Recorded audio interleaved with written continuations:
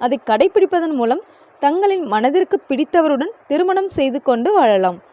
காதலில் வெற்றி பெறவும் காதல் திருமணம் காதல் வாழ்க்கையை வாழ்ந்த தெய்வங்களான முருகப்பெருமான் வள்ளி தெய்வானையுடன் இருக்கும் கோவில்களுக்கு செவ்வாய்க்கிழமைகளில் ஆண் பெண் இருவரும் ஒன்றாக சென்று வழிபட வேண்டும்.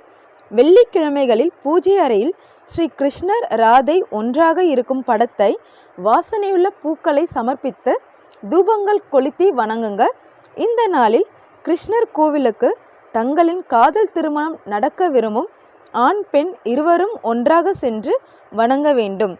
காதல் ஆண் பெண் ஈர்ப்பு போன்றவற்றிற்கு அதிபதியாகிய சுக்கிர பகவானை வெள்ளிக்கிழமைகளில் வழிபட்டு வரணும். ஒரு நபரின் வாழ்வில் திருமணம் நடப்பதற்கு முக்கியமான கிரகங்களாக இருப்பது குரு பகவான் மற்றும் செவ்வாய் பகவான் தாங்க. இந்த 2 கிரகங்களையும் அந்தந்த கிரகங்களுக்குரிய கிழமைகள்